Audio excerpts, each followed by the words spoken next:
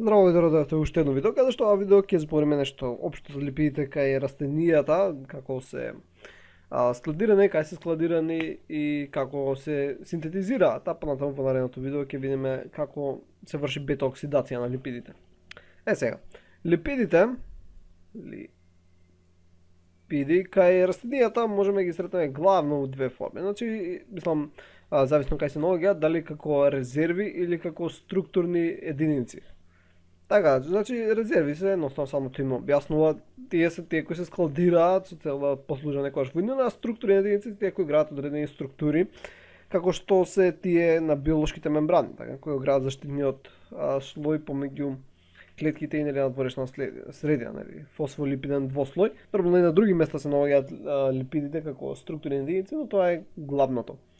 И сега главната структура, ние која ќе разгледуваме на липиди, ќе биде всушност составена од глицерол, значи замислете си го права линија и масни киселини кои кидаат надоле од него.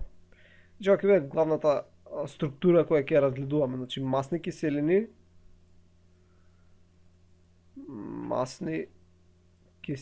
и глицерол. Така, значи ова горе ќе биде глицерол. Значи вакви се мастите, односно триглицеридите. Ова е главната структура, значи се подели на масни киселини и на глицерол. Но нормално не мора сите такви да бидат, например имаме стероли кои потекнуваат од различни изопреноидни единици. Исто така имаме, значи различни, како што реков, кои имаат изопреноидно потекло, стероли, каротиноиди, хлорофили, кинони и други молекули, кои понатаму се вградуваат во секундарните биомолекули на растенијата. Но заедничко за сите овие што всушност на некој начин потекнуваат од ацетил коензим А. Ќе обележиме. Коензим А. Добро, и за тоа ќе збориме понатаму. Сега, резервните липиди, ќе бележиме со кафена боја, главно кај се складираат. Така, резервните липиди кај се складираат. Најчесто се складираат во семиња и сите кои сте пробале некои наткасти растенија како кикирики, сончоглед, ореви и такви некои слични растенија, тоа сите лека се масни, така не можете многу да јадете, едноставно ќе биде мрсно, например, особено оревите. Значи се складираат главно у семе, односно во плод. Така, значи плод.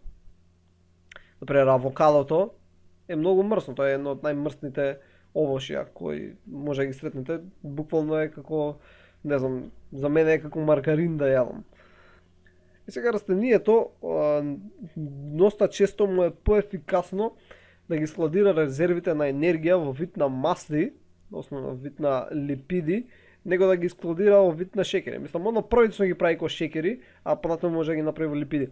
Сега зошто е тоа така? Бидејќи липидите се всушност по-компактна молекула која може да содржи повеќе енергија за даден волумен. Например, 1 грам на скроб всушност ослободува енергија, може да се ослободи, тоа се гледа со горење, на 15,9 килоџули енергија, или тоа е исто еднакво на 3,79 килокалории. Што е всушност голема енергија, нормално ти не ја добиваш целата ептен така, но 3,79 килокалории значи дека со 1 грам скроб, значи замислете си, тоа се, не знам, четвртина лажичка, можеш буквално да загрееш 3,8 литри вода, значи 3,8 литри вода, тоа се, не знам, 3 шишиња или, 3 шишиња на некој пилистерка или нешто, можеш да ги загрееш за 1 степен Целзијов.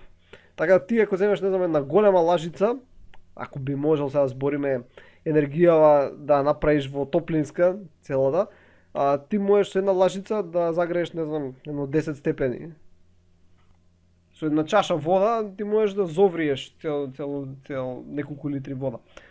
Мислам со една чаша шекер ако би можел да ставиш.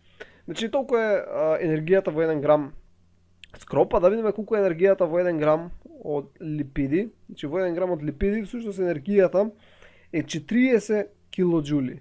Значи 40 килоџули, Односно тоа е еднакво на 9,3 килокалории.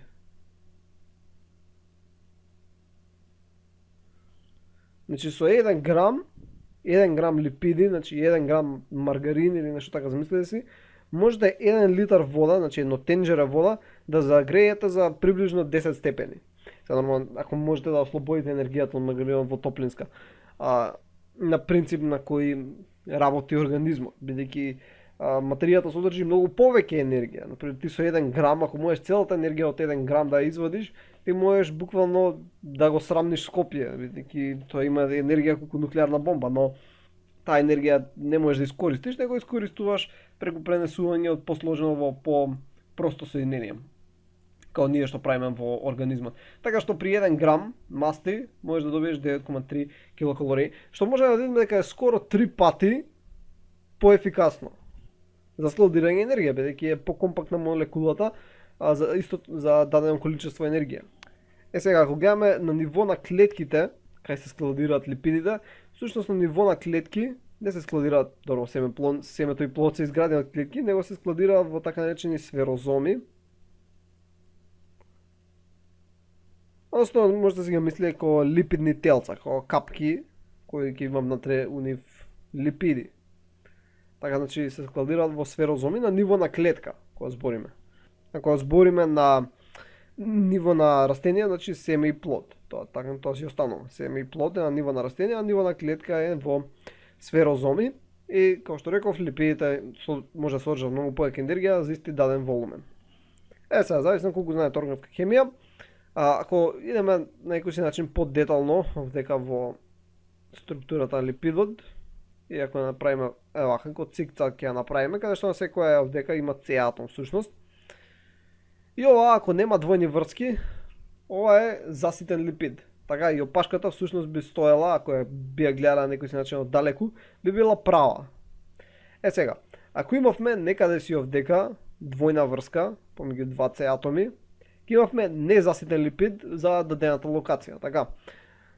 Сега, кога ќе има ваква двојна врска, всушност опашката нема да биде веќе права, него ќе биде свиткана таму кај што е двојна врска и ако ја прави течна да биде. Например, ако нема двојни врски, најчесто е цврсто, значи како маргарин, а ако има двојни врски ќе биде како зејтин што е, така течно. Бидејќи нема да бидат такви цврсти опашките, него ќе бидат како раскршени целите, сега дека што има двојни врски. Но баш поради тоа они пробуваат од вака раскршено каде што има двојни врски да стават водороди, хидрогенација и да направат целата да биде исправена, за да биде цврсто, така се прави маргарин. Ама поете да е некогаш прават двојна врска, ама у транспозиција. И затоа маргаринот не е баш добар, има трансмасти. Затоа друг пат ќе збориме, значи сега не навлегуваме у тоа, но спомнав незаситени и заситени со цел да се осврнам дека растенијата си ги прават сите незаситени масни киселини, бидејќи нас не треба незаситени масни киселини, ама ние не можеме сите да ги синтетизираме. Така мораме ние да ги внесеме од растенија, а растенијето си ги прави. Значи некои по-специфични масни киселини кои ќе ги спомнеме. Значи масни киселини, збориме за масти, значи збориме за тој дел кој висеше, значи масна киселина, ова портокаловата. Сега всушност палмитинска, олеинска, линолна и линоленска, каде што ќе земеме потенко. А палмитинската има 16 С атоми во таа опашка, во таа масна киселина, каде што нема двојни врски, односно нема незаситени врски. Олеинската има 18, има една незаситена врска, линолната има 18, има две незаситени врски, додека линоленската има 18, има 3 незаситени врски. И сега се некои од поглавните, но во растенијата се пронајдени околу 200 различни масни киселини. Значи 200 различни масни киселини, одека имам само 4 наброено. Така, значи има 200 различни масни киселини, кои се со различни структури, дали незаситени, заситени, со различен број на С атоми и така натаму и така натаму. Ова беше еден вид као вовед за липидите кај растенијата и сега ќе видиме како всушност се синтетизираат масните. Сега, синтезата на масните киселини, значи ако ова беше глицеролот, тука ви сега масните киселини, значи синтезата на масните киселини се одвива кај тие клетки кои се дел од зеленото ткиво, значи кои имаат хлоропласти, се одвива во хлоропластите. Значи, ако имаш хлоропласти, се одвива во хлоропласти. Ако немаш хлоропласти, ако се нели клетки кои не се зелени, тогаш се синтезира во пропластидите, етиопластите, леукопластите и хромопластите. И ова сега ќе го запишам. Значи, ако имаш хлоропласти, се случува во хлоропласти. Значи, ако е клетка која е зелена. Ако нема хлоропласти, тогаш се случува во пропластиди, етиопласти, леукопласти и хромопласти. Сега, внатре во овие пластиди, се наоѓа еден пренесувач, еден протеин кој е есенцијален за синтеза на масни киселини, познат како протеин ациларен пренесувач. Значи ќе обележиме како ACP,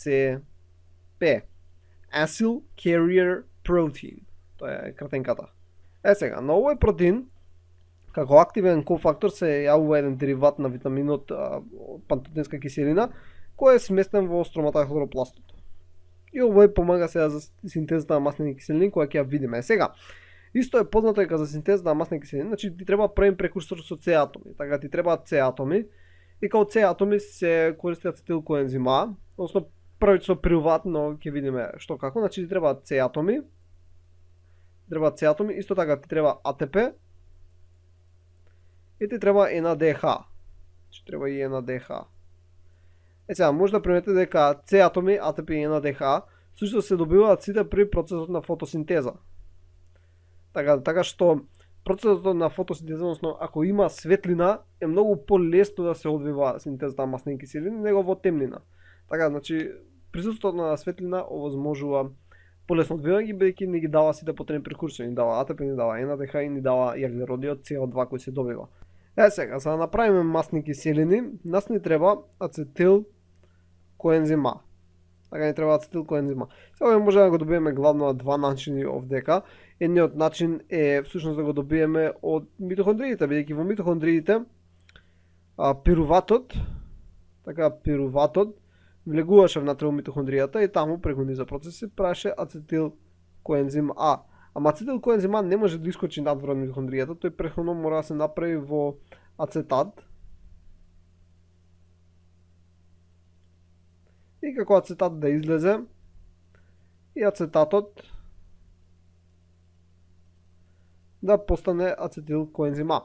За друг начин на кој може да се случи е всушност од шекерите кои се наоѓаат во самиот хлоропласт, бидејќи има начин, ги има сите потребни ензими за да стигне, нели, шекерот, ќе направам ко глукоза 6-фосфат, да стигне до пируват и потоа со пируват декарбоксилаза всушност да стигне до ацетил коензима. Така да стигне до ацетил коензима. Тоа се двата главни начини на кои може да се случи и всушност главната молекула, бидејќи не почнува од глукоза 6-фосфат, во хлоропластите најчесто почнува од фосфоглицеринска киселина, 3-фосфоглицеринска киселина, која може да искочи, нели, од Калвиновиот циклус. Сега ќе видиме прв чекор, како би било. Значи првиот чекор, нормално зелени стрелки, значи ензим од страна на ацетил коензим карбоксилаза. Значи со користење на овој ензим ацетил коензим А и со користење на АТП. Значи АТП поминува во АДП. И плюс се користи една CO2. Ќе зумираме тука, полесно е за пишување. Плюс и CO2 влегува во смесата.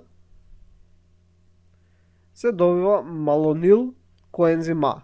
Сега овој малонил всушност треба да се пренесе на тој претходно што го споменавме АЦП, протеин ациларен пренесувач. Така, значи сега ова треба да се пренесе.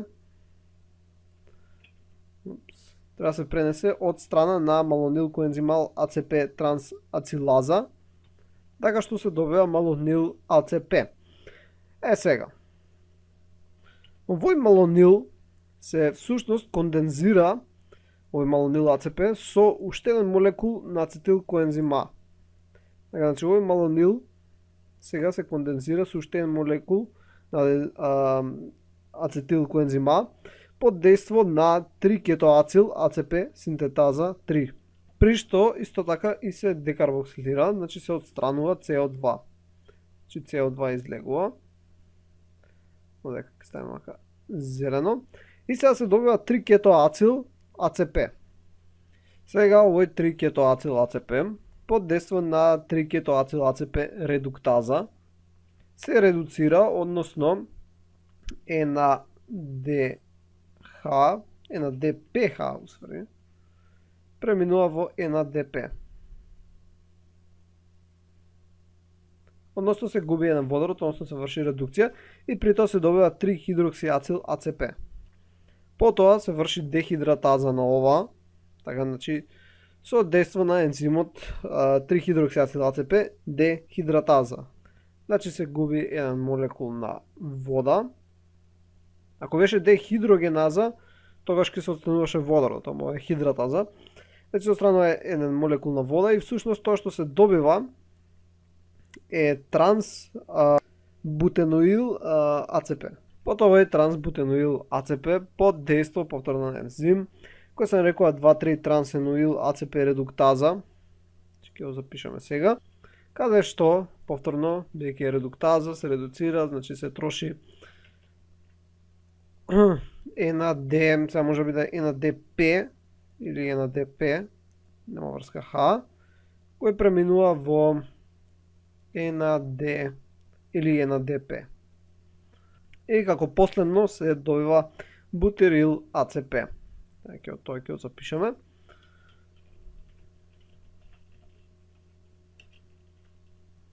Сега овој бутирил АЦП всушност е основната молекула од која се прават понатаму масните киселини и ќе видиме сега што како ќе ги изброиме С атомите, но поентата е на ова сега постојано се додаваат нови 2С, односно ацетилкоензим А молекули. Значи ова до сега има 4С, така, ќе видиме сега ќе ги изброиме, но поентата е овој циклус може вака да иде надоле, каде што малонилот не видовме една молекула малонил може или да се кондензира со ацетилкоензима да направи 3 кетоацил АЦП, или пак молекулата малонил може преку вака и ќе изгуби CO2 и сега има всушност 2C сега ќе има ако изгуби CO2, ќе се сврзе со бутирил и бутирил сега ќе се зголеми за 2C. И така 2C по 2C по 2C ќе расте молекулата. Така сега например овдека у моментов има 4 С атоми, така бутирил АЦП, малонилот има 3 С атоми. Ако изгуби еден С атом, значи ќе има, значи ако изгуби еден С атом преку CO2, ќе има 2 С атоми и плюс овие 4 С атоми, така кои доаѓаат, дека ќе добиеме соединение кој ќе има 6 С атоми. Така, и после тоа соединение пак овдека се враќа назад, и пак врти, значи пак му се додава 2С, па ќе стигне до 8 С атоми. Па повторно се враќа назад, па ќе стигне до 10 С атоми. И така натаму и така натаму. И така тера се додека не стигне, значи така тера се додека не стигне до 16 С атоми. Кога ќе стигне до 16 С атоми, всушност треба друг ензим, бидејќи од овие 4 да стигне до 16, правично се користи ензимот Cas1. Cas1 се користи ензимот.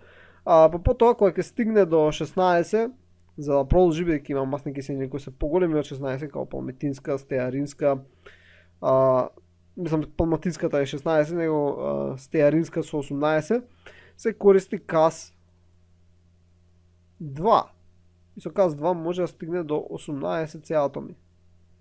И потоа под дејство на други ензими, овие молекули, значи под дејство на некои си други ензими, може да станат незаситени, да се добијат нели останатите олеинска и други. Но палмитинска, стеаринска и олеинска се правите три масни киселини кои се добиваат. И сега само да ги поминеме како всушност идат С атомите.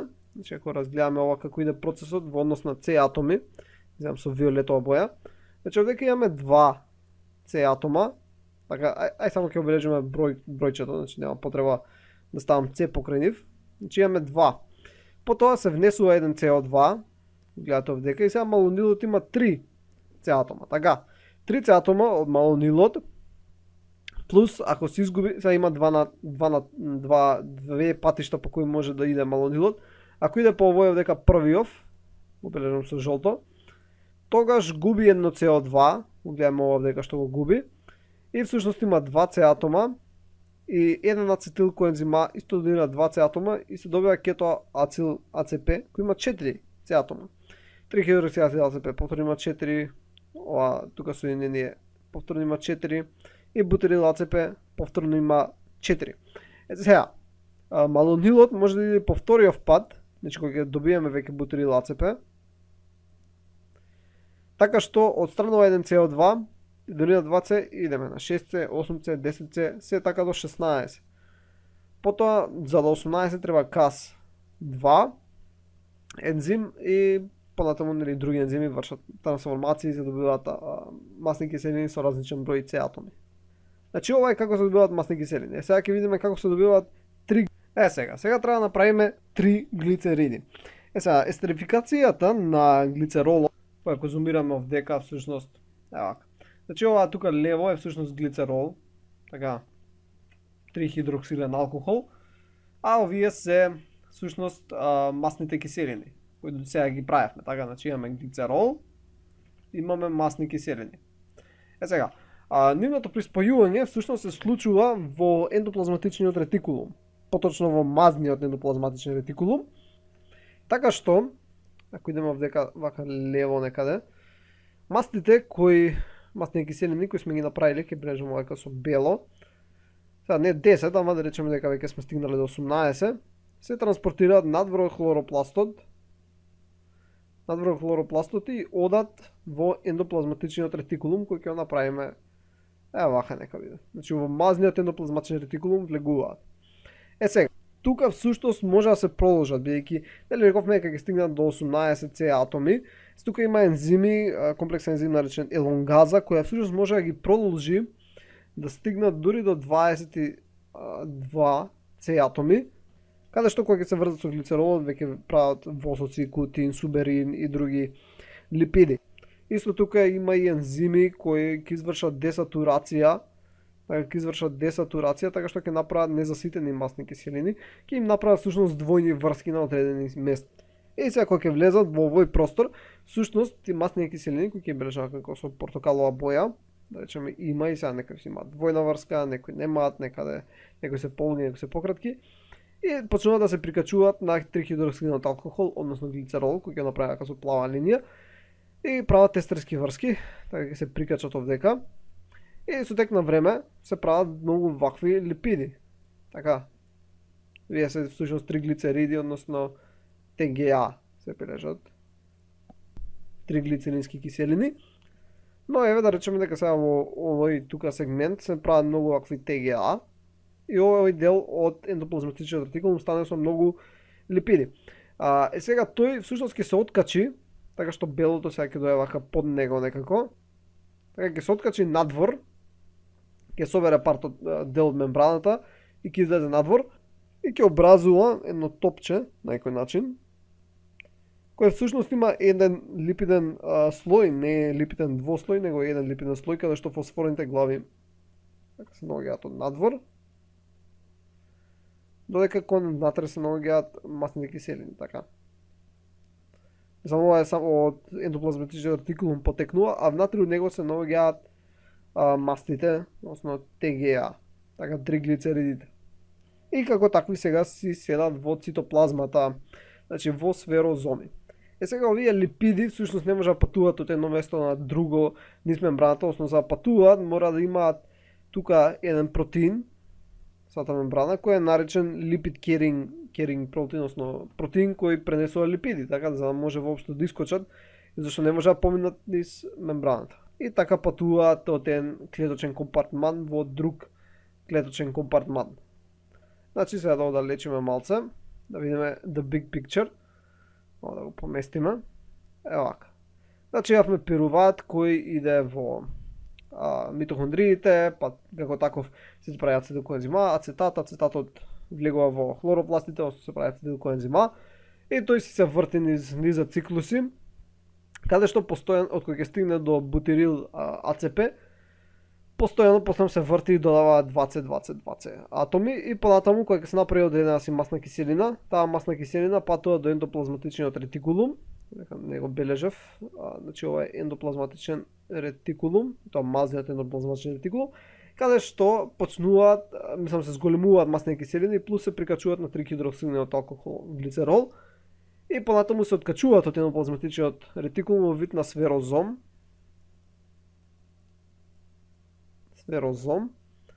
Каде што такви остануваат во цитоплазма, се дека не треба да се мобилизираат или за некаква си потреба. Добро, тоа беше општо за липиди, за биосинтеза на масни киселини, односно на триглицериди. Во наредното видео ќе збориме за бета-оксидација и како всушност се користи енергијата од вака складирани липиди.